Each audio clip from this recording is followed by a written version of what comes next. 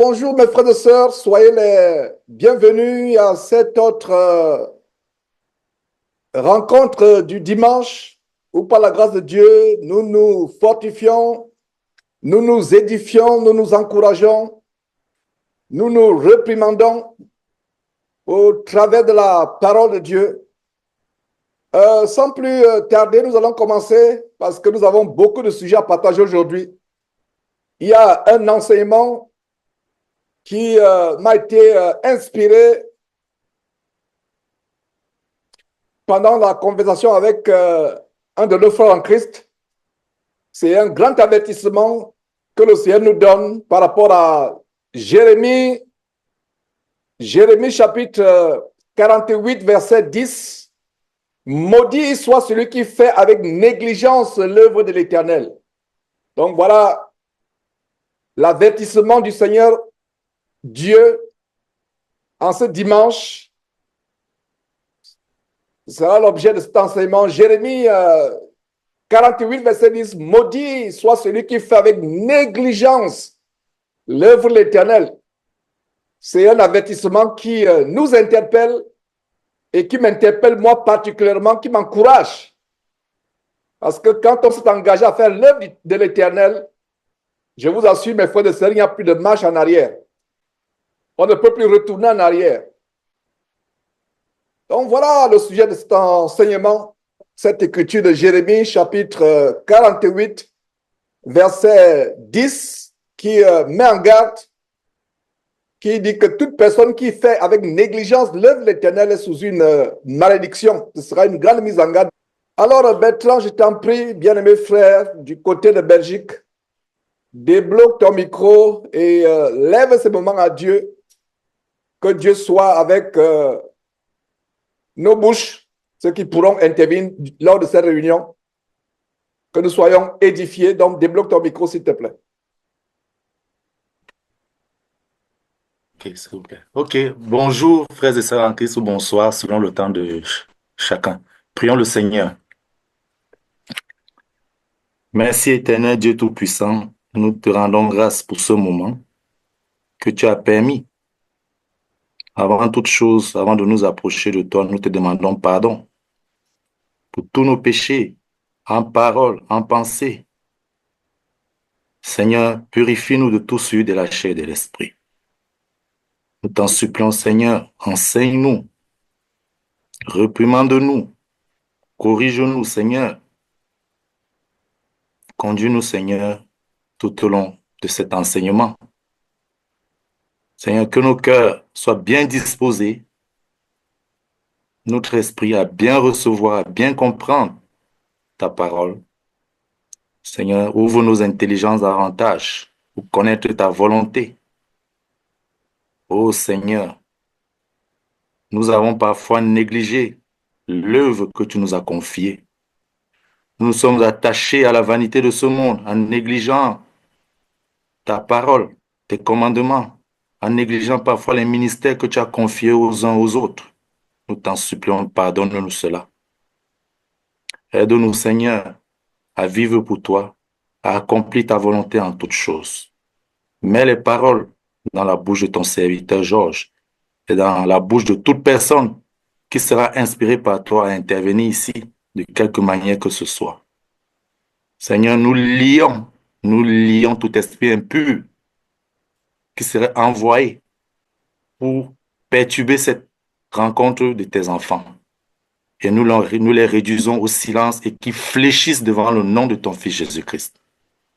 Merci encore pour ce jour, pour ta grâce, ta bonté, ta miséricorde et tes bienfaits immérités.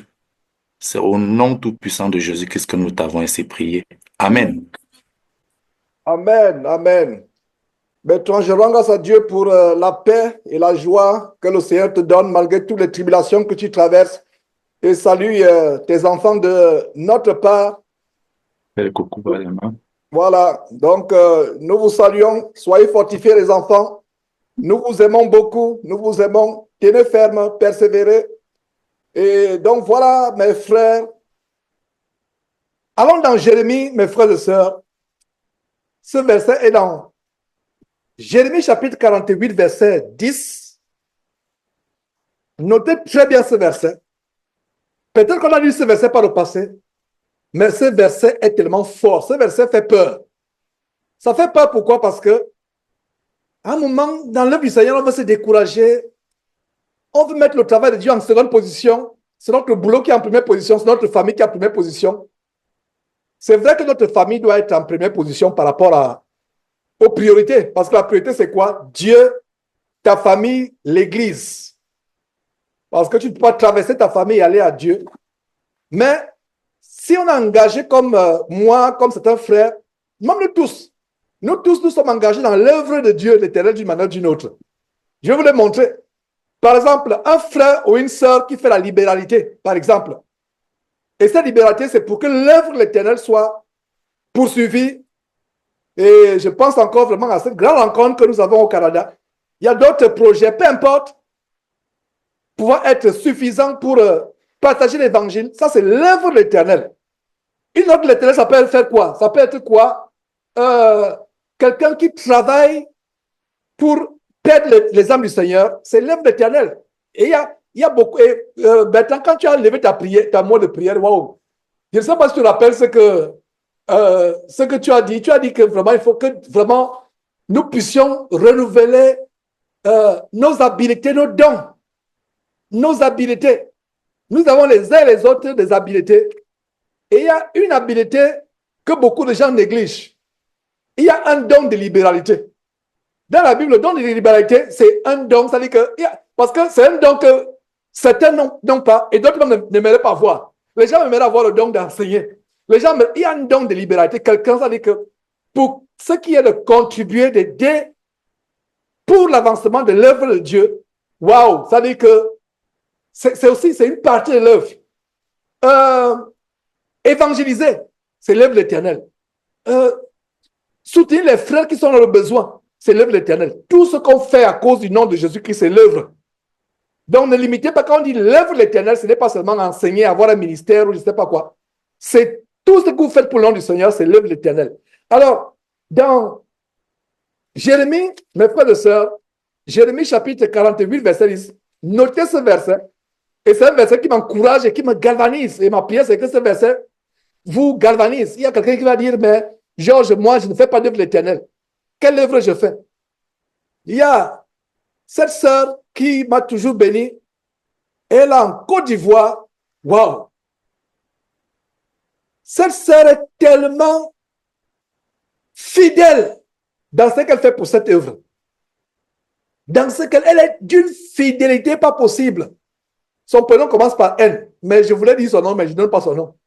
Mais elle en Côte d'Ivoire va se reconnaître. Elle est tellement fidèle dans ce qu'elle fait. Je ne veux même pas dire dans quoi elle fait pour l'œuvre. Et humainement, c'est une compréhension. On va dire que non, son œuvre par rapport à Jésus-Christ TV, c'est insignifiante. Humainement, c'est l'œuvre la plus insignifiante pour Jésus-Christ TV. C'est l'œuvre la plus insignifiante. Mais elle le fait avec une de ses ailes, avec une fidélité.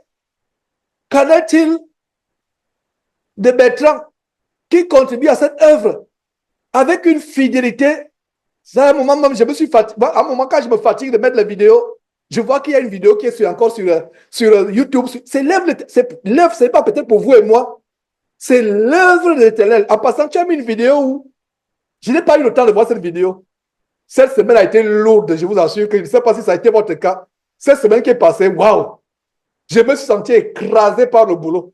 Aïe, aïe, aïe. Waouh! Cette semaine a été lourde, mais je rends grâce à Dieu de ce que j'ai survécu. C'est au genre de semaine, tu demandes, mais est-ce que j'ai vraiment suivi le Seigneur Dieu? Mais j'ai survécu. Donc, il y a cette vidéo que tu as publiée, par exemple, où tout le monde, c'est les commentaires que je lis. Je n'ai même pas eu le temps de suivre la vidéo. Je ne sais pas ce qui se passe dans cette église, mais par les commentaires, je me dis que c'est fort. Donc, je vais cliquer sur cette vidéo, regarder de quoi il s'agit. Les commentaires montrent que, et puis, je n'aimerais pas suivre quelque chose quand je suis distrait. J'aime faire quand je suis, j'ai le temps, je clique bien, je comprends, parce que quand je suis à gauche, à droite, distrait. Donc, c'est pour ça que je n'ai pas encore suivi Bertrand. Donc, il y a Bertrand, il y a d'autres personnes, mais il y a un découragement. Que ce soit un découragement. David, tu te rappelles, David et quelques frères, on était par rapport à l'application mobile. David m'a posé la question, mais où en sommes-nous? Où en sommes-nous? J'ai dit à David, ah vraiment, je pense qu'il y a une personne à qui tu as posé la question. Où en sommes-nous par rapport à l'application mobile? Je ne fais pas cette intervention pour pointer qui que ce soit, c'est pour nous exhorter, moi-même particulièrement. C'est donc, quand on s'engage à faire quelque chose, allons jusqu'au bout. Et laissez-moi vous dire que ne vous engagez pas à travailler pour l'œuvre du Seigneur. Quelqu'un prend un engagement, oh, ok, hein, je sais que Jésus-Christ avait des besoins, et les besoins sont toujours là. Parce que cet évangile, nous ne comptons pas sur l'argent pour promouvoir l'évangile de Dieu. Non, nous comptons sur la grâce de Dieu. Il y a quelqu'un qui est en train de faire des choses sur ma fenêtre.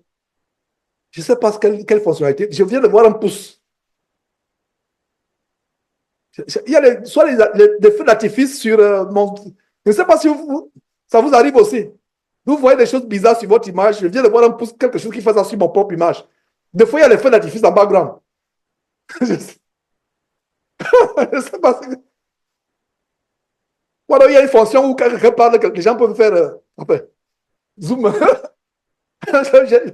Zoom, excusez-moi, Zoom, je découvre tous les jours. Je ne savais pas qu'il y avait une fonction que tu peux parler à quelqu'un.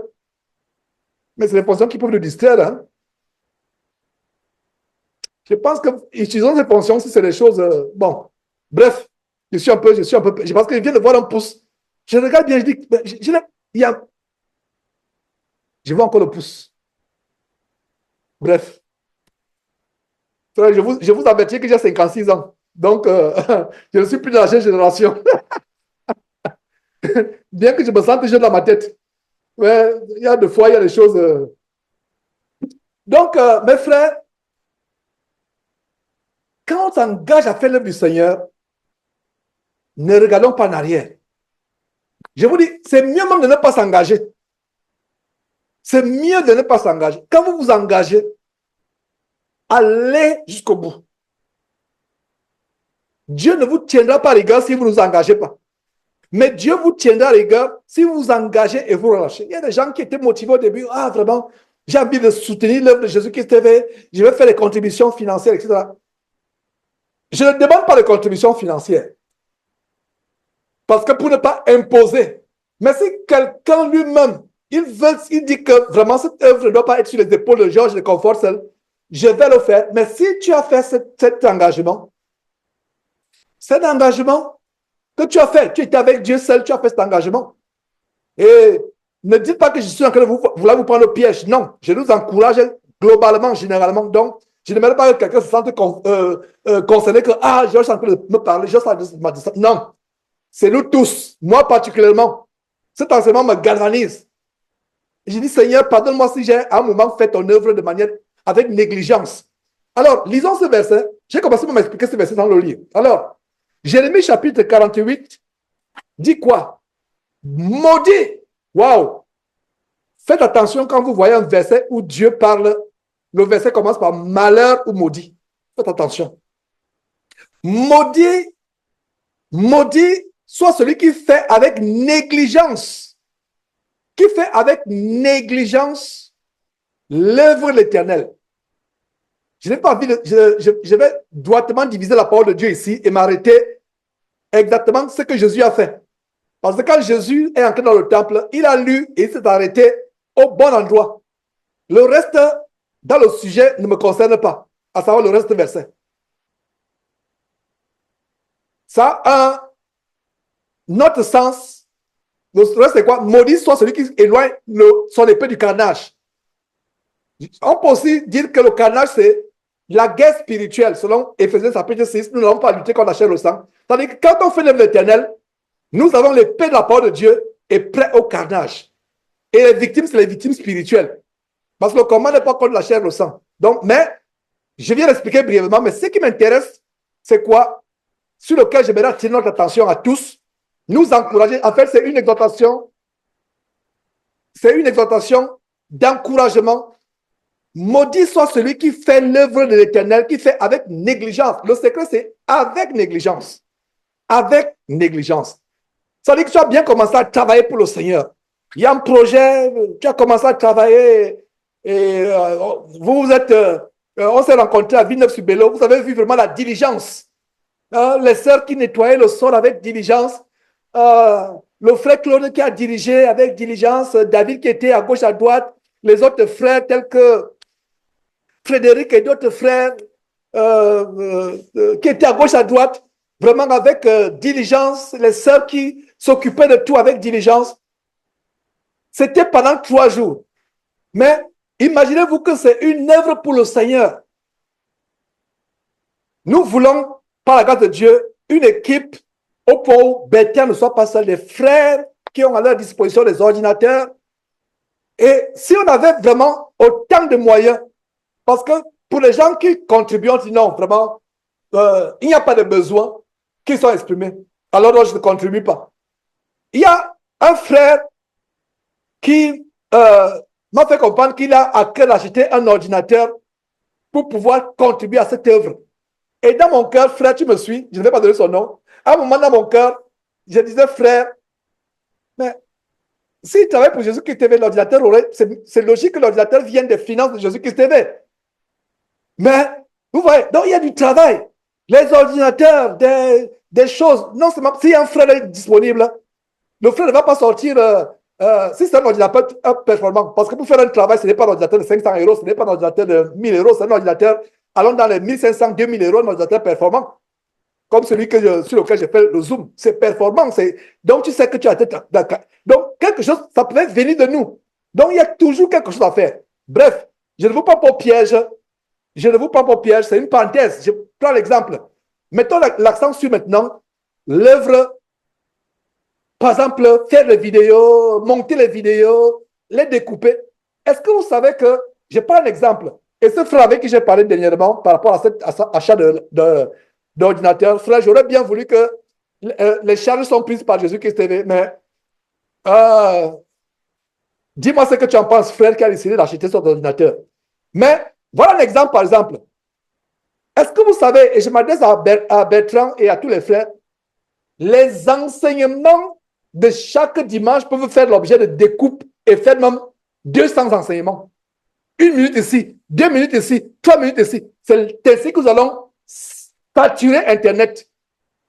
Parce que qu'est-ce qui arrive? Généralement, les enseignements du dimanche, c'est quoi? C'est une vidéo, autre 2 ou 3 découpées. Mais laissez-moi vous dire qu'il y a tellement de choses qui sont dites le dimanche que on peut couper 2 minutes ici, on peut couper 1 seconde ici. Bertrand ne peut pas faire ça seul, je ne peux pas faire ça seul. Il y a beaucoup, donc s'il y avait une équipe, et nous allons mettre sur pied une équipe justement, des frères qui découpent, qui sont dans la recherche. Il y avait une sœur. Malheureusement, elle a été détournée par une fausse sœur et par des faux frères. Elle était, c'est-à-dire quand même à 4 heures du matin, des fois j'appelais cette sœur sans me rendre compte qu'il était en Europe. Elle dit, sœur, je veux telle information sur tel sujet. Elle me sort cela. Elle était une très bonne archiviste, elle était tellement organisée. À un moment, elle s'est découragée. Il y a d'autres qui, beaucoup sont découragés parmi nous. Si les frères qui étaient engagés ont été devenus persévérants jusqu'à la fin, je vous assure que la fausseté, regardez l'évangile qui est sur l'évangile qui est dehors là, c'est la fausseté. Et en passant, j'ai rencontré mon ami, enfin, ce jeune homme qui voulait que je l'aide, il veut devenir avocat. Et il se prépare. Excusez-moi, il vient d'avoir son diplôme à l'université. Et Mandouara de l'Arabie Saoudite. Donc, avant de parler d'avocat, etc., j'ai commencé à lui prêcher la parole de Dieu. J'ai commencé à lui prêcher la parole de Dieu. Vous savez quoi? Il a découvert le christianisme à cause de moi. Tes filles ont des longues jupes. Incroyable. Vous ne buvez pas la bière, l'alcool, etc. Je dis qu'on prend le vin pour partager le repas du Seigneur et peut-être pour se faire plaisir de temps en temps. Pour se faire plaisir, le vin n'est pas interdit. Un petit verre, ce n'est pas interdit. Maintenant, si vous ne supportez pas l'alcool, ne prenez pas. Il y a des gens qui ne supportent pas, même une goutte. Mais un verre par mois ou après tous les 3 mois, ce n'est pas mauvais. Même tous les mois, un verre, ce n'est pas mauvais. Même toutes les semaines. Maintenant, quand ça commence à être un verre tous les jours, il y a un problème. Quand ça commence à être un verre tous les jours, non, de temps en temps. Après une semaine, tu dis vraiment, tu peux te réjouir et tu rends grâce à Dieu. Et moi, quand je le fais, je dis, oh Seigneur, que tu es bon. Que tu es bon. Merci pour ce verre. Merci. Donc, l'alcool, ce n'est pas mon problème. Le vin, généralement, je peux pas boire le vin sans manger. Sauf s'il m'arrive d'avoir un verre de vin ou un demi-verre, c'est parce qu'il y a à manger. Donc, le vin n'est pas interdit. Je dis bien le vin, le produit de la vie. C'est l'abus. Quand ça devient de temps en temps, c'est possible. Donc, il était choqué. Il était vraiment surpris. Donc, je lui ai dit que toutes ces églises que tu vois là, il était choqué. Et il me dit, oh, vraiment, donc nous sommes. Donc, mais vous, finalement, c'est lui qui dit, c'est Mandour qui dit, mais vous, chrétiens, vrais chrétiens, c'est terrible, mes frères. Vous, les vrais chrétiens, toi qui m'expliques, donc, finalement, vous faites les mêmes choses comme nous, les Arabes. Les musulmans, ils disent, oui, on a le même père, c'est Abraham. Sauf que votre père, nous avons le même père, sauf que vous êtes issus d'Ismaël, nous sommes issus nous sommes issus d'Isaac. Il est calqué les yeux me regardant. Donc, on n'était même pas encore dans ce pourquoi on devait se rencontrer pour le droit. Il me dit, wow, les yeux écarquillés, comment tu connais toutes ces choses? Il dit, mais c'est exactement ça. Donc, les chrétiens que vous voyez là, donc lui pensait que les chrétiens, c'est Tilly Jex, avec les femmes qui tournent le derrière, le bas-ventre, qui transpirent. Donc, non, ça m'a tellement choqué. Mais en même temps, il m'a dit, c'est ce que nous on pense. Et on se moque de vous. Il dit que non, mes filles portent des longues jupes. Parce qu'il était choqué de savoir que mes filles portent des longues jupes. Il était choqué de voir qu'elles sont elles ont les cheveux naturels. Il était choqué quand je leur dis, et c'est lui-même qui a évoqué le problème du mariage. Alors, mais tous les chrétiens qui ont les copines, même à l'université, il y a même plein de même qui me font la cour. Et qu'elles disent que c'est chrétien. Et ça me choque. Alors que je suis marié. Il a dit, ah, tu es marié? J'étais choqué qu'il soit marié. Et il me dit, oui, les chrétiens existent là, qui font le sexe avant le mariage.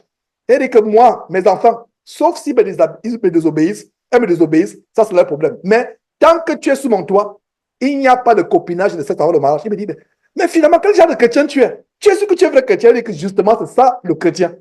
Et j'étais tellement content que regarder. Et finalement, il me dit, non, au-delà du fait que tu es en train de m'aider, j'aimerais qu'on soit des amis. Tu es un homme tellement bien, tu as un bon esprit. J'aimerais qu'on soit des amis. Est-ce que je peux venir de temps en temps chez toi? Est-ce que tu peux venir même dormir un week-end? Est-ce que je peux venir? Est-ce que tu permets? Il a dit Mandour. Il s'appelle Mandour. Mandour, mais en anglais, les Américains l'appellent Mandour. Il a dit Mandour, il y a une chambre pour toi. Viens n'importe quand. Il a même dit prochainement. Mais, et puis, j'ai constaté que tu fais, tu es intéressé à faire la cuisine, etc. Mais pourquoi ne pas venir un week-end avec. Donc, il veut tellement m'envahir. Il a trouvé un grand frère. Il a trouvé un grand frère d'Arabie Saoudite. D'Arabie Saoudite. Et d'une très bonne famille de l'Arabie Saoudite. Jusqu'à proposer de m'inviter à aller en Arabie Saoudite. Il a dit, ne t'en fais pas. Dès que tu es prêt, on ira. Mais j'espère que je vais sortir de là sans avoir la tête coupée parce que je vais prêcher Christ dans ta maison. Mais je ne vais pas dire ça, c'est dans mon cœur. Vous voyez? Regardez. C'est comme cela, mes frères et sœurs. Alors, ça c'était donc la parenthèse avec mon ami, très bon jeune homme, bien élevé. J'étais surpris qu'il soit marié, bien élevé. Et ma prière, c'est qu'il passe vraiment, ce calvaire, parce que je vous assure que c'est un parcours du combattant. C'est un service militaire intellectuel. Donc, je rends grâce à Dieu de ce que vraiment, il a entendu parler des vrais chrétiens. Frère, regardez comment on nous voit. Mais vous êtes des ivrognes. Vos femmes sont les prostituées, comme en Afrique, on dit les bordels. C'est comme ça, il a dit ça carrément. Que quand on voit, les chrétiens sont les bordels. Il n'a pas dit, les prostitutes. Ça va quand même choquer. Regardez comment on nous voit. Donc, j'étais content de passer le temps avec lui. On a passé quoi? 3 heures, hein? Il ne voulait même plus qu'on se sépare. Donc, revenons à ce que je disais. Vous voyez, donc, l'évangile, les gens doivent entendre parler de l'évangile. Il faut qu'on se mobilise. Certains commencent à travailler. Pourquoi j'ai fait cette intervention? Parce qu'il y a un relâchement. Je n'aimerais pas être le seul à être engagé chaud. Je serais engagé vraiment parce que il n'y a pas plus grand boulot d'amener les âmes à Christ. Alors, lisons encore ce verset. Maudit soit celui qui fait avec négligence l'œuvre du Seigneur. Ça veut dire que quand tu fais, il y a une malédiction. Il y a une malédiction. Donc, ne même pas commencer. Ce serait mieux. Tu as commencé à faire l'œuvre du Seigneur. Tu as une habilité. Et justement, maintenant, tu parlais d'une habilité, d'un don. Tu as un don pour le Seigneur. Tu as une habilité, soit de montage de vidéos, soit d'organisation, soit comme par exemple, j'ai vraiment découvert en Claude des habiletés d'organisation avec la Villeneuve-sur-Bélo. C'est une habilité à diriger l'église du Seigneur Jésus-Christ, c'est des habiletés. Une habilité à la libéralité, une habilité, un don à soutenir, à prier. Est-ce que vous savez qu'il y a même le don de liberté? Les gens pensent seulement à l'argent. Il y a des sœurs et des frères qui ont le don de se mettre à l'homme. Leur travail, c'est de prier pour les autres. Et ça, c'est un bon ministère. Quand tu pries pour les autres, tu n'as plus besoin de prier pour toi. C'est un secret que j'ai toujours donné depuis des années. Si tu veux être béni, préoccupe-toi même de prier pour les autres. Ne te relâche pas. Donc, peu importe ce que tu fais, peu importe les contributions que tu apportes pour le Seigneur, peu importe ce que... Ne nous relâchons pas. Parce qu'on se relâche quand on pense que non. Ah, je fais ça pour Georges. Ah, mettre les vidéos, je mets les vidéos pour Georges. Non. Si Georges n'est pas là, donc ça veut dire que tu vas te décourager. Georges n'est pas là. Les frères seront là. Qui vont prendre la relève. Il y a les frères qui seront là. Donc ce n'est pas un homme. Ne voyez pas un homme. Voyez, mes frères et sœurs, un grand ministère. Il y a Jean-François et moi, je pense voir l'exemple de Jean-François parce que lui et moi, on sort d'un endroit. Oh, Jean-François, on était zélés pour le ministère de la voix. Je ne vois pas ce zèle pour eux. Maintenant que nous sommes en vrai, je ne vois pas ce zèle. Enfin, je ne parle pas de toi, Jean-François. Je parle en général. Je ne vois pas ce zèle. On était zélés par le ministère de la voix. Le ministère de la voix nous a ruinés. Hein? Être encore ruiné pour aller au ciel, il n'y a pas de problème parce que vraiment, l'argent de ce monde. Je ne sais pas à qui je disais que vraiment, tu peux avoir tout l'argent du monde, mais du jour au lendemain, tu meurs, tu laisses. Il y a des gens qui laissent même un compte bancaire. Les enfants ne savent même pas qu'il y a le compte bancaire. La banque reste avec l'argent. On cherche, on ne trouve même pas les héritiers. Et effectivement, je vous dis ce qui est vrai. Ici, dans la justice, il y a des comptes, il y a tellement d'argent qui cherchent les propriétaires. On ne trouve pas. Tu meurs. On cherche les propriétaires, on cherche les ayants droit. Enfin, on appelle ayants droit. En anglais, heirs, les ayants droit, les héritiers, les légataires. On les cherche, on ne les voit pas. Donc, tout ce que tu peux avoir, tu peux faire. Nous le faisons pour Dieu, pas pour un homme. Donc, le verset dit que maudit est celui qui fait l'œuvre de l'Éternel. Quand on dit œuvre, c'est général. C'est général, l'œuvre. Et regardez ce verset. Lisons le contraire de ce verset. Le contraire de maudire, c'est quoi? Bénir. Le contraire de négligence, c'est quoi? Diligence. Lisons ce verset à l'inverse, vous allez découvrir quelque chose qui va vous faire sourire, qui va vous remplir de joie. Lisons avec le contraire. Au lieu de lire maudit, mettons béni. Donc, Jérémie 48, verset 10 à l'inverse. Béni soit celui qui fait avec, ne mettons pas négligence, mettons le contraire, diligence. Donc, c'est quoi? Béni soit celui qui fait avec diligence l'œuvre de l'Éternel. Voilà comment je lis souvent la Bible. Et je vous encourage de lire de cette manière. Vous lisez un verset peut-être qui est négatif. Essayez de comprendre le sens dans le positif. Vous lisez le positif, essayez de voir le négatif. Ça veut dire que quand tu négliges, et par exemple, vous vous engagez à l'œuvre du Seigneur, ne même pas s'engager, c'est mieux. Oh frère, j'aimerais vraiment s'engager. J'ai appris qu'il y a peut-être, vous voulez mettre sur pied une nouvelle télévision en Afrique. J'aimerais travailler, je suis caméraman, je suis câbleur, je fais des lumières, j'aimerais m'engager. Tu viens et on ne te voit plus. On te cherche même, tu ne réponds même plus au téléphone. On t'appelle. Non, continue à l'œuvre de l'Éternel. Oh, j'ai décidé d'évangéliser. Je vais aller dans la rue évangéliser. Frère, l'œuvre de l'Éternel, tu as toi-même qui as pris l'engagement. Et des fois, on fait des prières aux frères. Vraiment, vous dites, tu dis aux frères, frère, vraiment, j'ai tellement cherché ce travail. Comme j'ai eu le travail, je vais bénir Dieu avec ce travail. Je vais glorifier Dieu avec ce travail. Finalement, c'est le travail même qui te fait oublier Dieu. Voilà. Frère, tu dis à Dieu, même pas au frère, tu dis, Seigneur Dieu, pire encore, quand tu fais cette promesse devant Dieu, dis, Seigneur Dieu, malgré ce travail, j'ai envie d'aller dehors une fois par semaine, évangéliser dans la rue. Tu commences une semaine, 2 semaines, un mois, tu abandonnes. C'est l'œuvre, c'est pas à moi de vous dire quelle est l'œuvre. Ça dit, peu importe ce que tu fais pour œuvre, ça peut être les prières, ça peut être vraiment la libéralité. Vous voyez par exemple ces femmes dans la Bible qui assistaient au Seigneur Jésus avec les moyens financiers. C'était leur œuvre.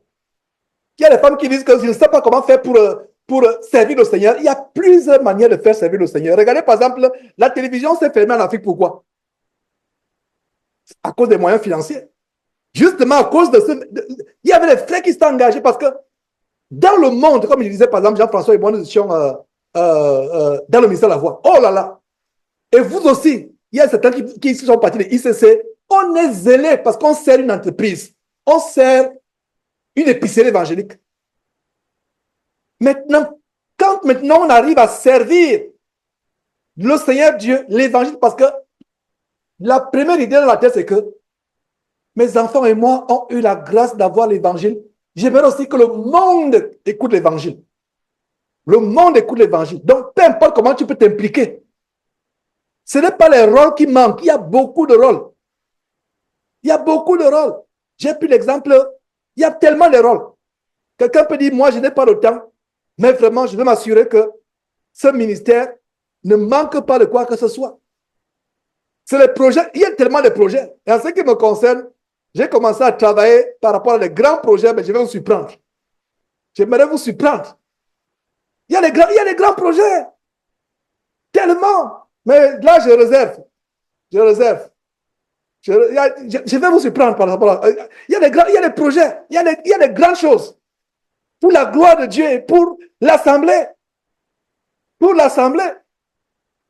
Regardez un peu David et les frères en France. Regardez un peu le bel endroit de Villeneuve-sur-Bello. Est-ce que vous savez comment on peut acheter cet endroit-là? Je ne parle pas, ce n'est pas ce projet que j'ai en tête. Ce n'est pas ce projet. Détendez-vous. Mais c'est un endroit comme ça. Les frères qui sont démunis restent là. Qui sont vraiment démunis, pas les macros, comme on dit au Cameroun. Les vrais frères qui sont démunis. Restent là, entretiennent l'endroit. Maintenant, de manière annuelle, c'est là notre... Je ne dis pas par là maintenant qu'on doit, c'est maintenant qu'on va commencer petit à petit à avoir nos quartiers généraux. Non, je ne suis pas sorti du ministère de la Voix pour établir le ministère de la Voix. Je dis un endroit où on peut se retrouver, où les frères pouvaient être là. Il n'y a pas de placard pour dire que Jésus-Christ TV International Inc. Non, il n'y a pas Jésus-Christ TV LLC. Non, ça c'est les entreprises humaines. Ça c'est peut-être le nom de mon cabinet d'avocat, mais ce n'est pas le nom de l'œuvre de Dieu. Il y a tellement de projets. Il y a les frères démunis parmi nous en Afrique. Il y a les frères. Je suis inondé des frères en Afrique. Honnête, je connais au moins, il y a beaucoup de macros. Il y a des profit sharing. Quand il sait que Georges là-bas, il semble que parce que les gens pensent qu'on est aux États-Unis, tu te balades les mains en l'air pour cueillir l'argent des arbres. On travaille dur dans ce pays. On travaille dur. Ça dit que tu travailles, tu sens que tu as travaillé. Quand tu reçois cet argent, tu sais que non, tu l'as travaillé. C'est pas comme en Afrique, au Cameroun, quand ils sont partis, je suis parti au Cameroun après combien d'années? Après plusieurs années. Après Kalakala, comme on dit au Gabon. Je ne sais même pas quand est-ce que je repars au Cameroun. Je vois les gens à 10h du matin, ils sont en costume. Il fait chaud, mais ils sont en costume avec les cravates pour vouloir s'étrangler. Et ils sont assis en train de manger la viande grillée qu'on appelle soya, avec les bières, à 10h du matin en costume. J'ai demandé à ma grande sœur, mais ces gens travaillent depuis quand? La personne me dit, mais genre, tu as grandi ici, j'espère, n'est-ce pas? Ah, j'ai dit, sœur, excuse-moi, mais les choses... Le monde dans lequel je vis, c'est un monde qui m'a fait oublier comment vous vivez. Ça m'a fait oublier comment vous vivez. Donc, vous voyez, donc, c'est pas comme à 10h du matin, quelqu'un arrive à 9h. il dépose son sac, il descend avec les collègues, sous un manguier en train de boire la bière à 10 heures.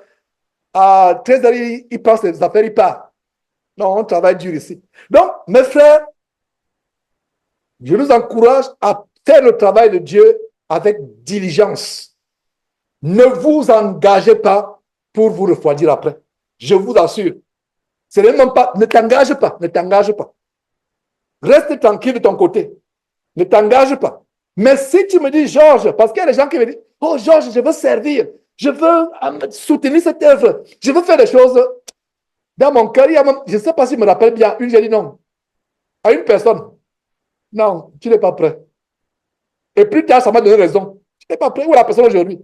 J'ai dit non, j'ai refusé, non, tu n'es pas prêt. Reste avec tout ce que tu proposes. Tu n'es pas prêt. Parce que quand quelqu'un est prêt, tu es déterminé, tu œuvres. Parce que quand on se dit, ok, non, c'est Georges, c'est l'œuvre de... Non, ce n'est pas l'œuvre de Georges. Ce sera l'œuvre de Georges quand vous allez voir Georges dans ma TV. Ou vous allez voir Georges dans ma ministry. Ce sera l'œuvre de Georges. Mais aujourd'hui, la trompette, c'est Jésus qui était. Il y a beaucoup de choses qu'on peut faire. Il y a beaucoup de choses. On a commencé avec l'application mobile et ma prière, c'est que vraiment cette exhortation touche les uns et les autres. Qu'on revienne sur le bon et qu'on le fasse. Mais sinon, je peux dire que je n'attendrai pas longtemps. Même s'il faut payer quelqu'un du monde, on va payer quelqu'un du monde. On va payer quelqu'un du monde, même s'il faut payer quelqu'un du monde. Et je dis, ça notre honte. Il y a des gens parmi nous qui ont des compétences en informatique tellement avancées au point où, jusqu'à présent, on n'a pas l'application mobile, alors qu'on avait annoncé ça à quoi? Pour mars. Je dis, ça notre honte. Ça, c'est un exemple. Mais je n'indexe pas qui que soit parmi nous. Je nous exhorte. Il y a une bénédiction quand on fait le travail de Dieu avec diligence. Quand on se sacrifie pour qu'il soit accompli. Ce verset, ce n'est pas moi, Georges, qui le dit. Ce verset dit qu'il y a une malédiction quand on fait le travail de Dieu avec négligence. Avec négligence. Il y a une parabole en Matthieu chapitre 25, la parabole des talents. La parabole des talents. J'aimerais terminer, je voulais vous faire lire cela, mais j'aimerais que, je sais qu'on a largement dépassé un peu de temps, mais j'aimerais lire, on a largement dépassé le temps, pardon, excusez-moi, mais j'aimerais vous lire la parabole du talent. C'est important que nous lisions ensemble. Je voulais vous dire, allez lire vous-même, mais j'aimerais que nous lisions la parabole du talent, la négligence. Et c'est le Seigneur Jésus qui parle.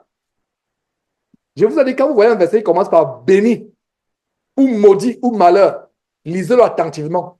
Autre chose, quand vous voyez que c'est Jésus qui parle directement, dans l'Ancien Testament, quand vous voyez, ainsi par l'Éternel, faites attention.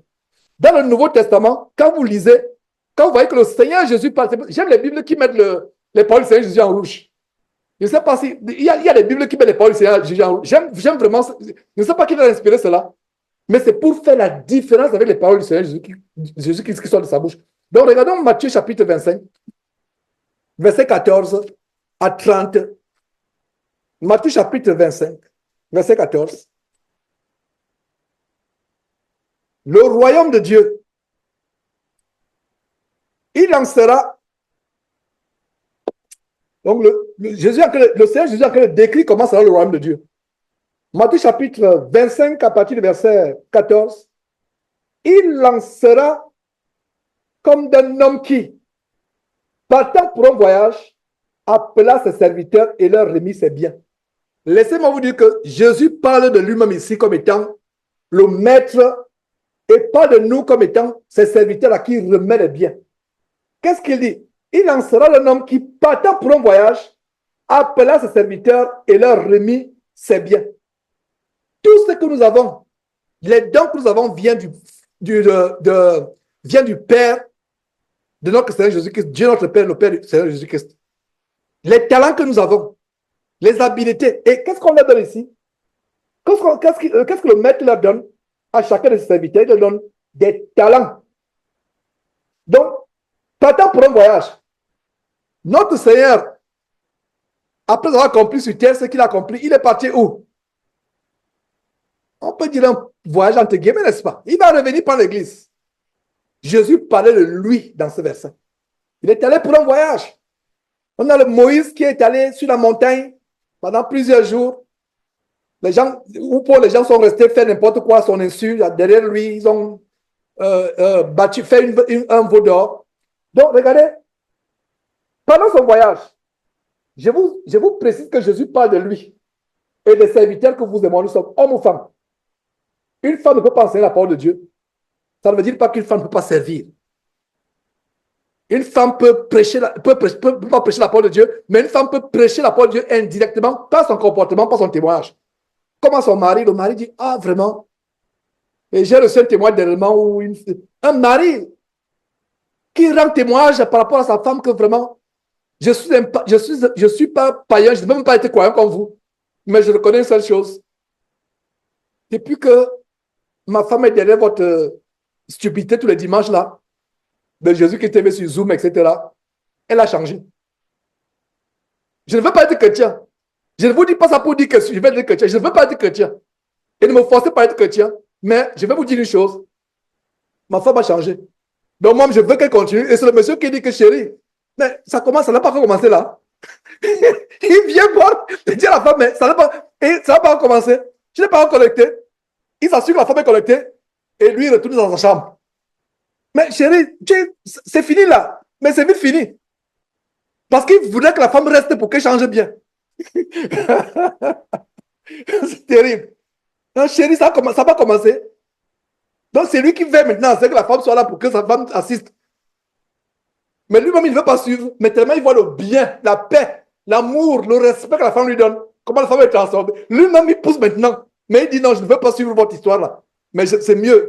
Vous voyez. Donc, voilà comment tu peux changer ton mari par ton comportement, ma soeur. Hein? Tu l'insultais, tu le frappais, tu le battais, dès qu'il rend du travail comme cela. Mais depuis, le mari rend du travail, la femme s'agenouille devant son mari. Comment on dit on taille en français, on taille? Ça veut dire que défaire les lacets, masse les pieds et amène un seau d'eau avec le savon déjà, tremper les pieds, établir, ça veut dire que mettre la table. Je ne sais pas quelle inspiration la femme a eue. Ça veut dire que pendant que les pieds sont dans l'eau chaude, tiède, toute la journée, imaginez-vous un mari qui fait un travail difficile dans les chantiers. Avant d'aller prendre le bain, il y a un pré-bain. Pré-bain, ça veut dire qu'avant-bain. Ça veut dire que les pieds sont trempés dans l'eau, masser les pieds. Il est là, la table est déjà faite, pendant qu'il a les pieds dans l'eau chaude en queue de main. Cette femme est dangereuse. Hein? Mais cette homme-là, c'est pour ça que cet homme-là va dire que non, va suivre Jésus qui t'aime tous les dimanches. Va suivre tous les dimanches. Hein, la table est là, l'homme mange les pieds dans l'eau chaude. L'eau chaude. Lui masse la tête, lui masse le cou. Chérie, la journée a été. Imaginez-vous un mari qui fait les blocs durs, costauds là. Il doit porter les gros. Hein? Elle masse. Mon Seigneur, c'est bon ce que j'ajoute encore un tout petit peu. Hein? Elle masse la tête. L'homme dit, je ne veux pas être chrétien, mais toi, continue à suivre le gars là. J'ai pensé qu'il était fou, mais la manière par laquelle tu me traites là, il n'est pas fou. Voilà. C'est le témoignage comme ça que nous voulons recevoir. Voilà comment tu peux servir l'Éternel. Et tu gagnes. Je vous assure que le monsieur là, un tel homme va se réunir avec nous. Parce qu'il résiste. Les démons qui sont en lui, qui résistent. Il ne veut pas de Jésus-Christ, mais il n'y a plus d'insultes. Il n'y a plus de bagarre. Il y a la paix. À un moment, le travail finissait à 17h, mais il rentre à 22h. Il faut qu'il trouve que la femme est tellement fatiguée et sur la pointe des pieds, à 5h du matin, 4h même, il se lève. Donc, il a peut-être 3 heures à la maison parce qu'il y avait les querelles. Et justement, la Bible dit quoi? Mieux vaut être à l'angle d'un toit dans la rue que de partager la débat avec une femme querelleuse. Donc, la femme, la seule en crise était querelleuse. Mais elle a été brisée, transformée. Elle a pleuré de voir comment elle était mauvaise par rapport à son mari. Elle a commencé à mettre des recettes. Elle m'a inventé quelque chose. Et en passant, ce n'est pas moi qui lui ai donné ses conseils. Elle a commencé à mettre ça en pratique. Le mari dit, hey, ça c'est... Donc, tu pouvais faire ça. Mais avant, c'était les querelles, les disputes. Tu rentres le soir. Hein? Est-ce qu'elle peut manger? Ah, va ouvrir le micro-ondes. Toi, on va chauffer le micro-ondes. Elle a continué à regarder ces nouvelles-là. ces novellas et quoi encore, les séries brésiliennes là, etc. Ou les films nigérians ou les films indiens. Bon, le témoignage, il est la longueur d'elle est là. Le mari entre même la télécommande, ne regarde même pas comment. Il dit, ah chérie, bonjour. Oh, bonsoir chérie, ça va? Ah oui, oui, oui. C'est là au micro-ondes. C'est là. Donc, on voyait le mari aller au micro-ondes. Et après, c'est les querelles. Mais aujourd'hui, il a compris comment soigner son mari, comment s'occuper de son mari. Et voilà comment il a prêché. Mais voilà ce qui m'a fait amener à ouvrir cette grande parenthèse. De sœur, tu peux prêcher ton mari sans parole. Tu ouvres la Bible comme ça, il va s'énerver. Parce que même Dieu refuse que tu enseignes. Et il y a eu des témoignages des frères qui disent que quand ma femme voulait m'enseigner, c'est comme si elle tapait sur, c'est comme si c'est un marteau avec un tonneau, elle tapait. Et c'est ça justement, Dieu, c'est ça, parce qu'elle ne peut pas enseigner. Mais par la douceur, la manière de parler, de te servir, le respect. Et laissez-moi vous dire que cette femme aujourd'hui, oh là là, si c'était une mauvaise femme, elle devait ruiner cet homme. Parce que le mari couvre de cadeaux. Dès qu'elle veut ceci, elle veut ceci. Donc si elle était une femme vraiment insensée, elle te dit qu'elle devait même ruiner le monsieur. Parce que le monsieur se sent, son honneur est revenu. Il s'en est élevé. Et c'est la soumission de la femme élève l'homme. Excusez-moi, la soumission de la femme élève la femme dans le cœur de l'homme. C'est ce que je voulais dire, autant pour moi. Parce qu'il y a beaucoup de femmes avec le féminisme diabolique. Ah, attends, moi quoi? Quand même, j'ai mes diplômes, j'ai ma maîtrise, donc je vais me soumettre à un homme. Ah non, non, non, mon père ne m'a jamais dit de me soumettre à un homme. Tu ne sais pas le mal que tu te fais, sœur. Mais quand tu te soumets à un homme, il peut être Hitler en personne, parce que je sais que, sœur, il y a des Hitler là dehors. Mais ce Hitler, à un moment, il ne sera pas définitivement Hitler. Il va changer. Il va voir. Il a l'orgueil, il ne va pas voir. Petit à petit. Donc, voilà comment une femme peut servir l'Éternel. Afin que l'évangile touche ton mari. La manière par laquelle tu t'habilles. La manière par laquelle tu te comportes. Et même, je parle des jeunes gens qui sont dans les universités, dans les collèges, les lycées. Tu peux être une influence pour les autres. Tu peux être une influence même parmi les frères en Christ avec les autres. Imaginez-vous que si il y a des enfants dans la maison de tel qui sont rebelles, toi, sœur, jeune sœur ou jeune, tu peux être un encouragement, non seulement pour les autres enfants, tu peux être un encouragement, surtout pour le lycée, pour le collège, pour l'université. Donc, lisons voilà. Je suis au verset 14 à nouveau. Il en sera comme un homme qui, partant pour un voyage, il appelle les serviteurs et il leur remet ses biens. Verset 15, il donna 5 talents à l'un, 2 à l'autre, et au troisième à chacun selon sa capacité. Selon sa capacité. Celui selon sa capacité. Dieu vous donne les dons selon votre capacité. Dieu sait qu'il vous bénit dans votre vie, dans tel aspect. Dieu vous donne la capacité. Moi, j'ai une capacité de me connecter avec les gens. Je vous ai pris l'exemple avec Paul hier. C'est ma capacité. Imaginez donc j'ai ma capacité de me connecter avec les gens. Et David, tu m'as envoyé une vidéo, je ne l'ai même pas encore ouverte. J'espère que c'est la vidéo du monsieur de... J'ai pu voir une vidéo, je pense que la vidéo, je ne l'ai pas encore ouverte. C'est ça, je suis content, je vais la regarder après cette réunion. La vidéo du monsieur de France qui nous a donné le vin. Et ce vin a fait l'objet du repas du Seigneur. Donc, ouais, moi, j'aborde facilement les gens. Il y a même quelqu'un qui se baladait un jour. Quelqu'un a dit, j'aime ton grand sourire là. Attends, je ne le connaissais pas. Hey, good morning. Il était content, il dit, oh, j'aime ton sourire. Je ne le connaissais pas. Ouais. Le genre que maintenant, tu es là, toujours fâché, toujours... non. Faut être... C'est une capacité que j'ai d'aborder facilement. J'aborde facilement les gens. J'aborde facilement. Donc, je vais regarder ta vidéo. Oh, David. Parce que je n'ai pas eu le temps de regarder. J'ai eu tellement de... Je n'ai pas eu le temps de regarder, etc. Mais donc, je me suis dit, qu'est-ce que j'ai reçu là? Donc, je défilais. Et j'ai vu... J'ai dit, oh, je vais bien savourer ça après. Bien concentré. Je vais regarder. Voilà, j'espère que tu l'as filmé, etc. Donc, je vais regarder ça après. Donc, vous voyez, tu as une capacité de rencontrer. Utilise ça pour amener les gens au Seigneur. Moi, quand je rencontre quelqu'un, dès que je l'aborde, s'il y a possibilité, je ne manquerai pas de dire à la personne, et il y a vous pouvez prêcher la parole de Dieu sans citer même un verset. Sans citer un verset. Parce que les gens pensent qu'il faut d'abord dire Dieu ou bien Jésus. Non, vous pouvez prêcher la parole de Dieu en montrant votre honnêteté, en encourageant, etc. Et plus tard, la personne saura que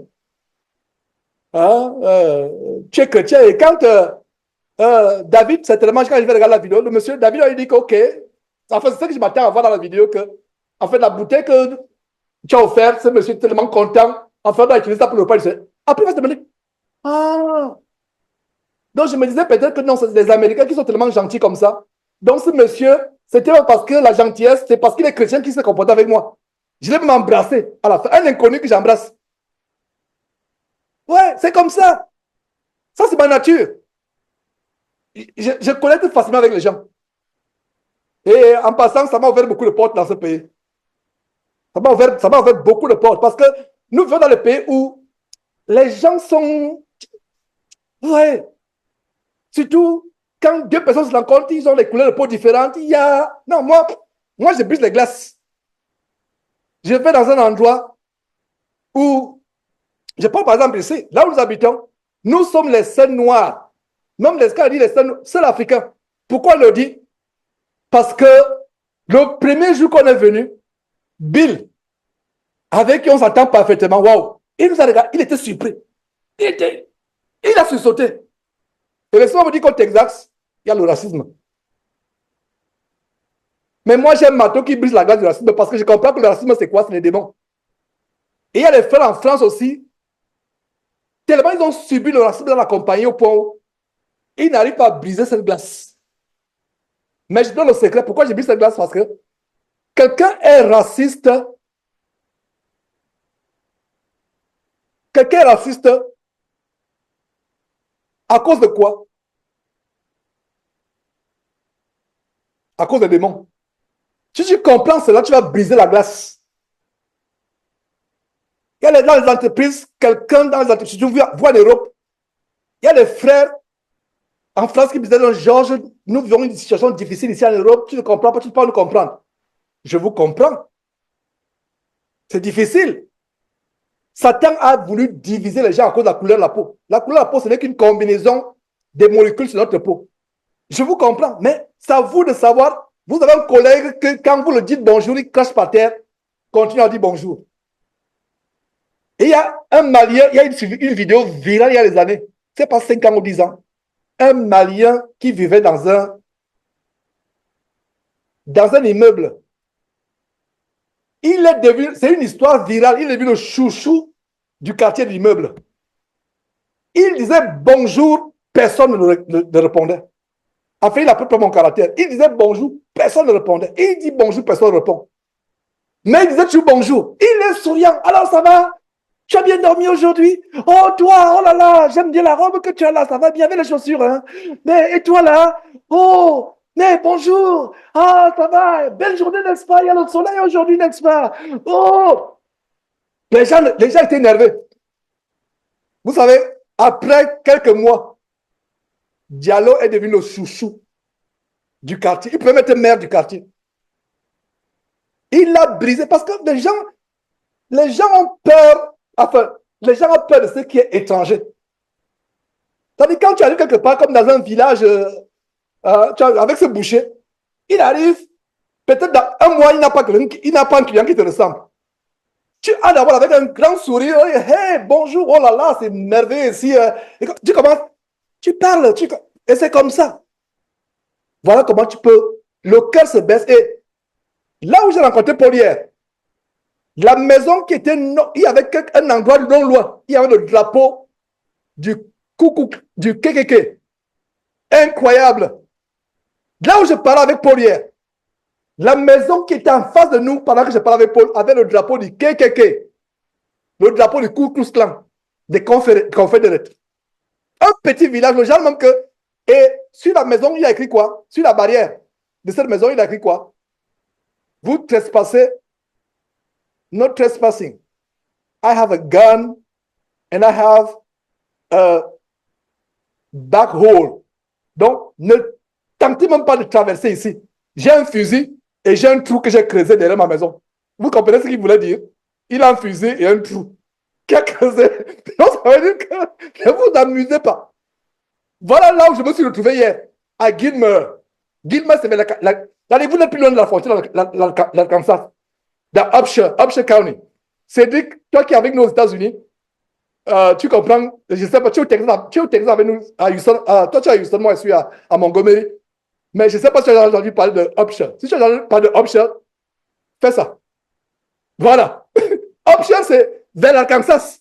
Tu n'es plus loin de l'Arkansas, à la frontière. Pour l'Oklahoma, l'Arkansas. C'est là où je me suis retrouvé hier.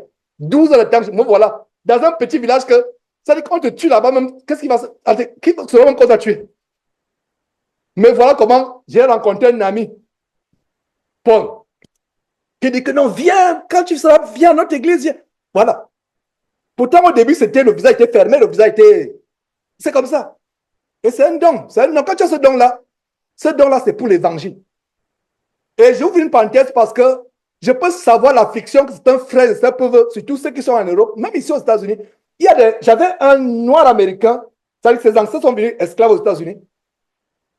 Il me disait chaque jour, quand on a travaillé dans un cabinet d'avocats avant ensemble, hein, David me dit, justement, il s'appelle David comme toi. David me dit, Georges, hein, il y a le racisme dans ce pays. Il dit que moi, je suis désolé, je ne sais pas ce que tu parles. Non, tu ne vois pas qu'il y a de racisme. Non, je ne vois pas. Il dit non, tu mens. Mais un jour, quand il a rencontré ma famille, les enfants, etc., oh, il a compris pourquoi je ne vois pas de racisme. Il a compris. Parce qu'en fait, il y a des fois même, un collègue n'est même pas raciste. Toi, tu conclus qu'il est raciste. Il peut travailler, c'est des choses difficiles.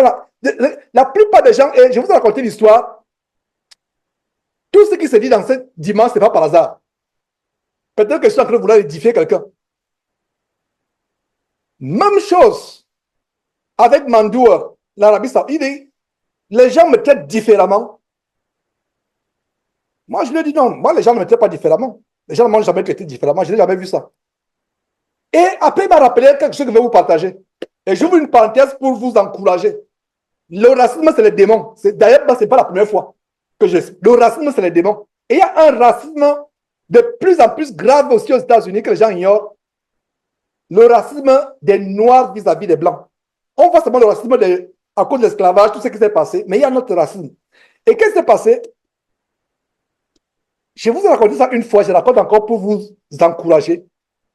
Il y avait un patron qui m'a appelé dans son bureau, ayant les larmes. Il larmoyait. Il me dit, George, je vais te demander pardon. Il a utilisé un mot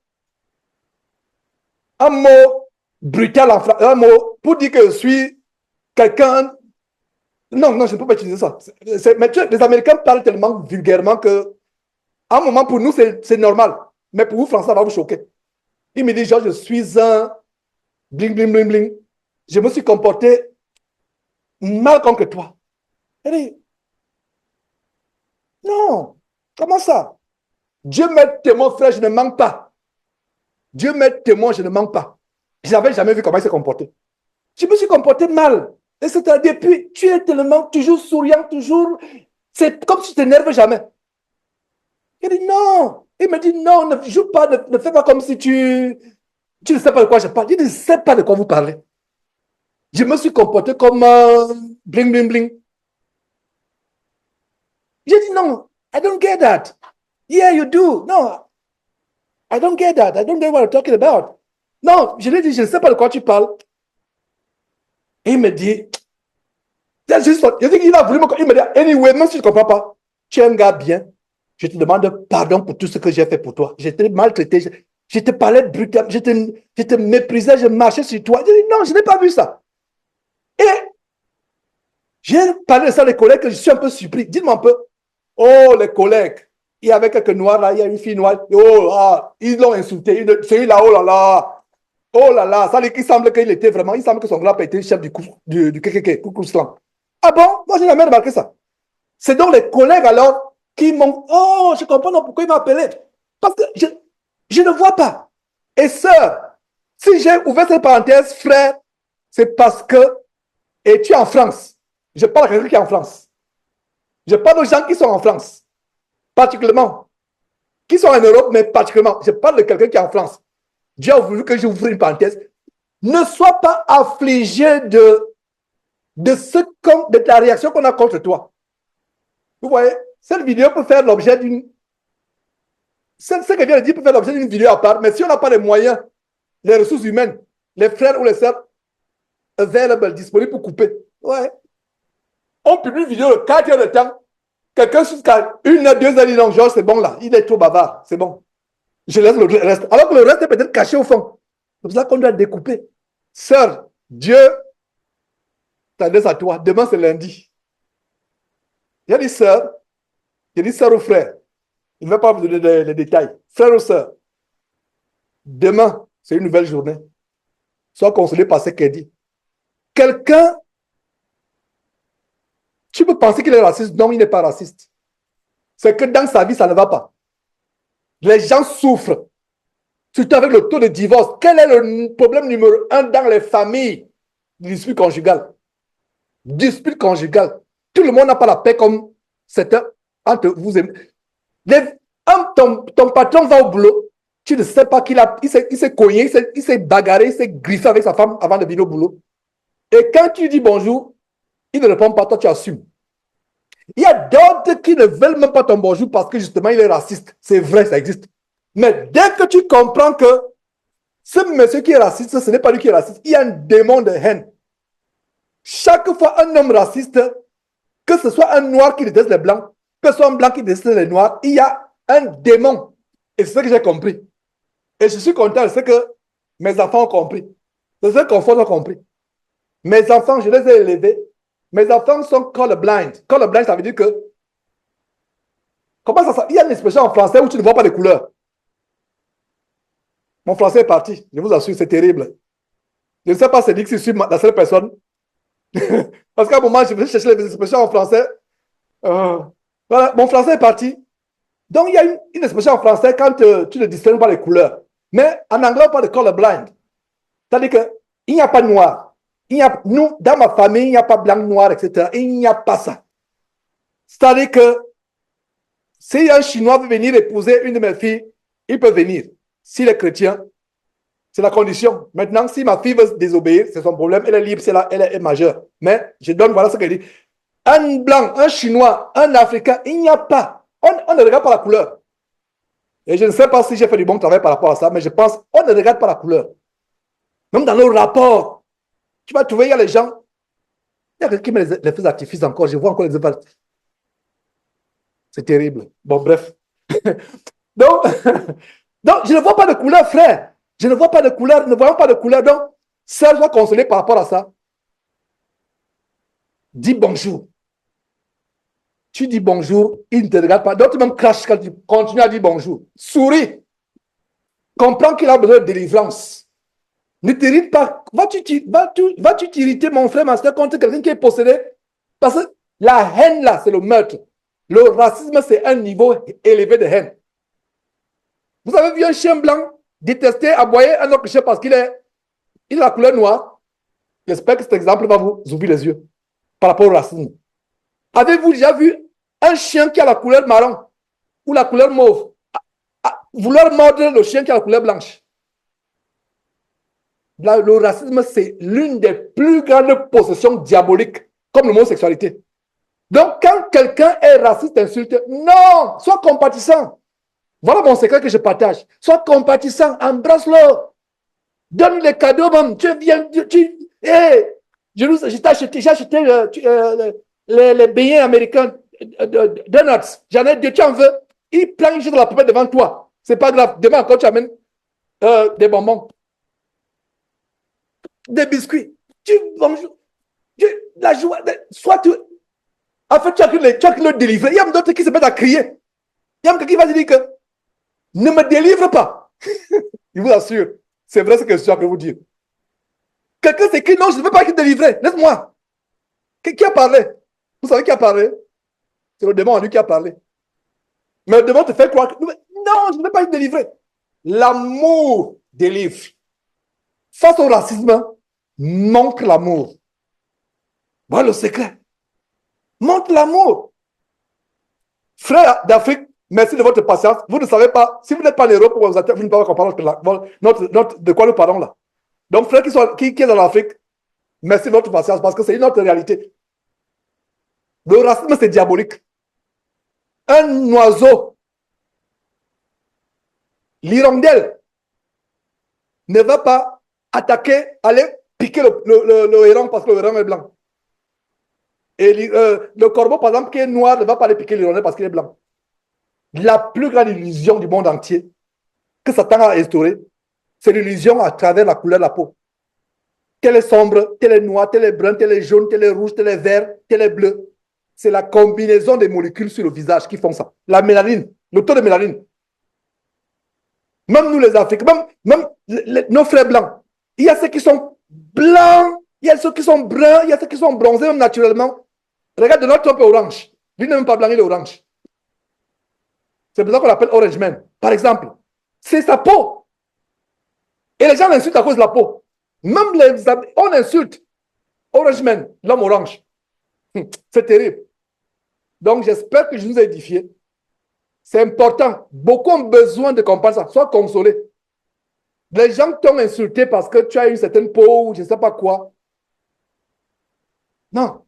Et même en Afrique, s'il y a un frère là qui est albinos ou une sœur qui est albinos, même en Afrique, les albinos subissent les mêmes moqueries, les mêmes. Attends, tu vas juger quelqu'un par rapport à sa peau, un Africain, parce que il a l'albinosité, je ne sais pas si ça se dit. Non.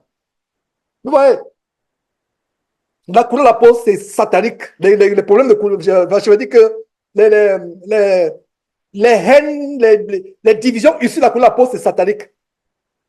C'est Dieu qui nous a créés. Regardez, un champ de fleurs.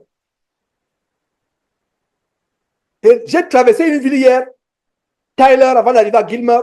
Tyler est réputé comme la capitale mondiale des roses. Ils ont des étendues, un parc, des hectares et des hectares et des hectares de toutes sortes de roses.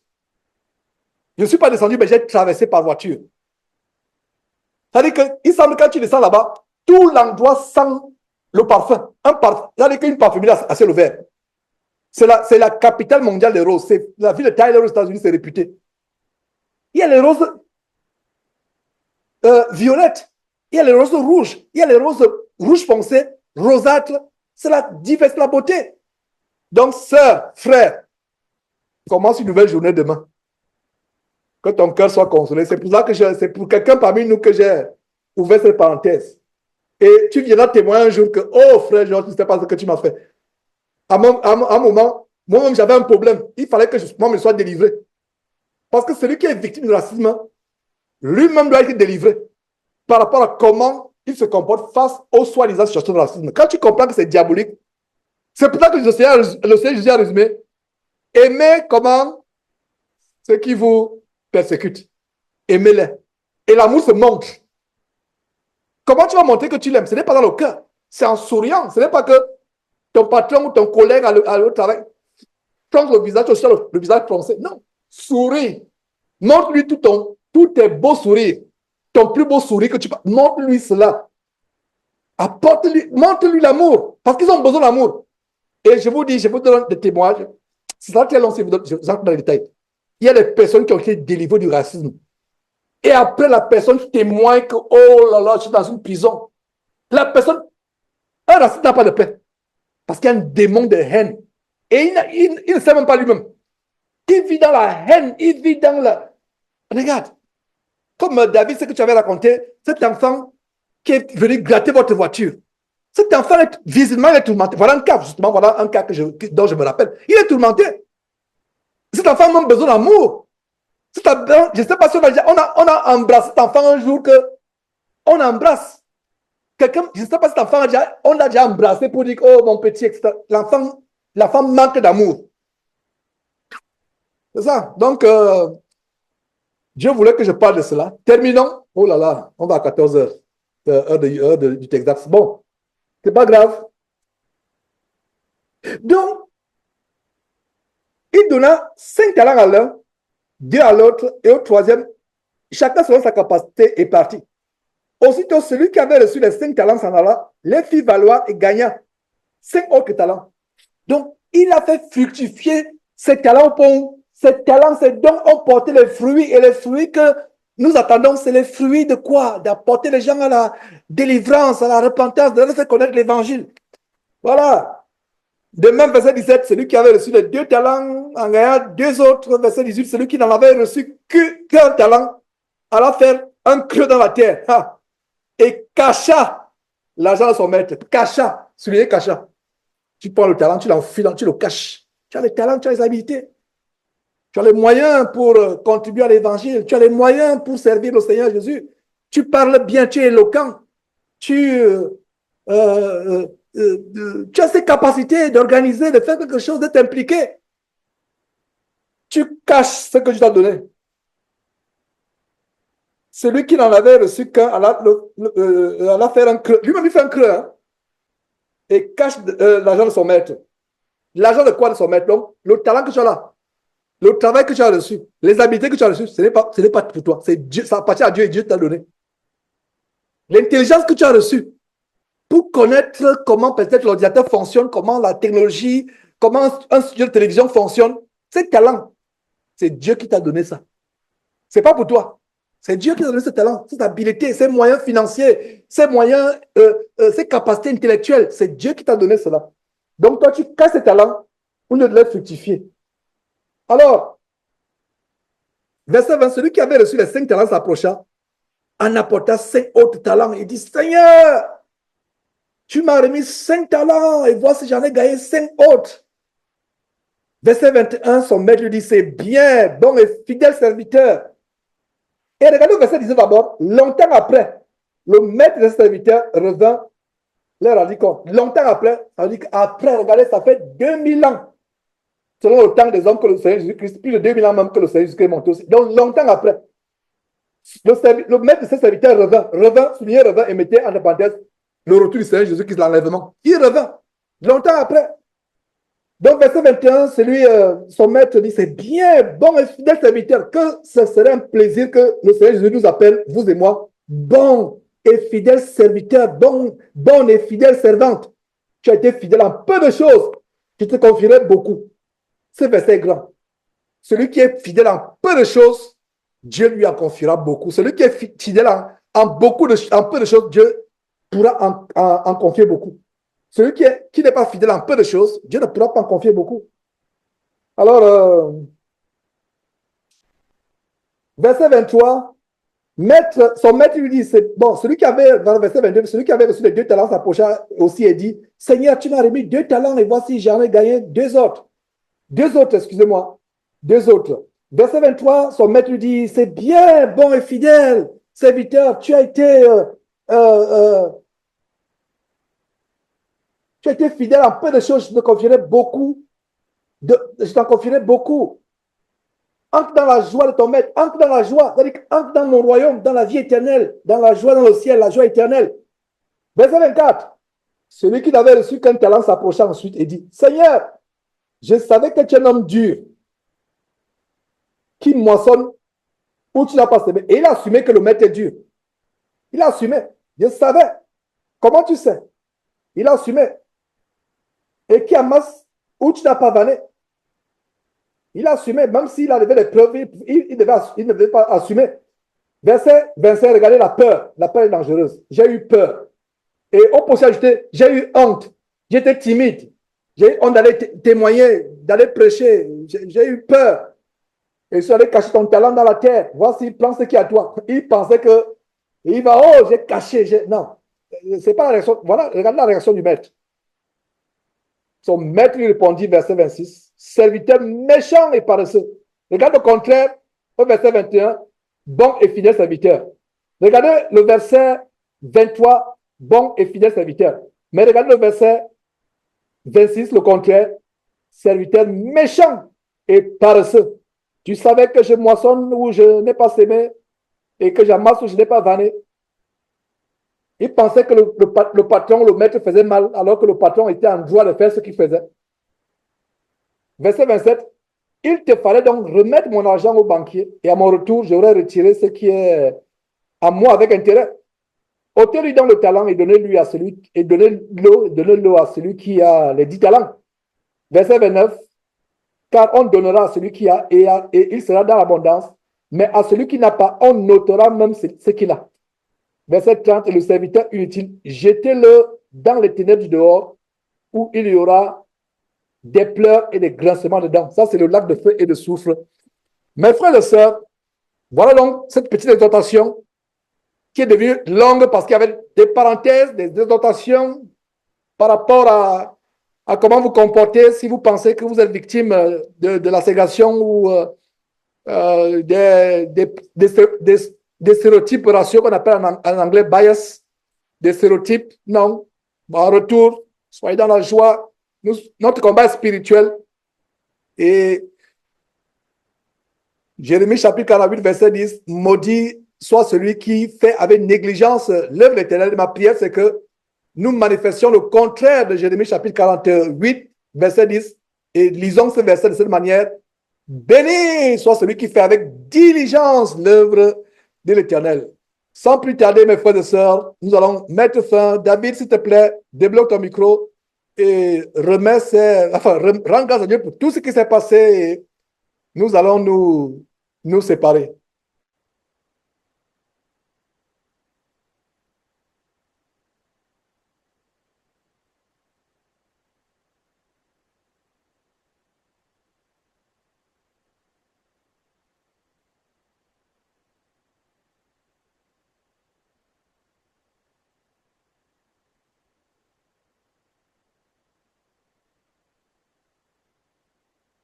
J'ai l'impression que David essaie encore de débloquer. Voilà, c'est bon, c'est bon, c'est bon. Débloque encore, débloque encore. Voilà, super. Ok, c'est bon, super, super, merveilleux. Seigneur Dieu, Père éternel, toi qui as fait les cieux et la terre, toi qui connais toutes choses, on te rend grâce et on te dit merci encore pour avoir pitié de nous, de ce monde, de lui donner encore un sursis, de nous donner encore un sursis, Seigneur Dieu. Permets-nous de nous conformer à ta parole, à ta volonté. Permets-nous de t'être fidèles aussi, de pouvoir que chacun puisse donner les talents qu'on a, Seigneur, afin que ta volonté soit faite, toutes choses. Seigneur Dieu, vraiment, on te rend grâce encore pour les magnifiques témoignages qu'on a écoutés. Et vraiment, merci de bénir tes enfants, Seigneur.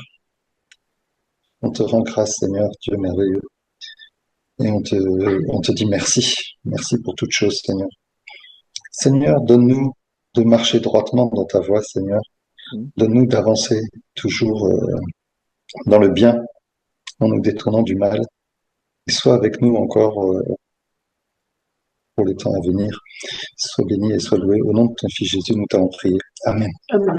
Amen, amen. Voilà, frères et sœurs, en effet, par la grâce de Dieu, dimanche prochain à nouveau, et si le Seigneur Jésus ne revient pas que temps, et si par sa grâce, on est toujours dans ce monde pour le servir, et tenons ferme, mettons beaucoup de joie dans notre cœur, mettons beaucoup de joie, malgré tout ce qu'on peut traverser, mettons la joie, la paix, la joie, la paix, la joie, la paix dans notre cœur. Sur ces paroles, je vous dis bye bye.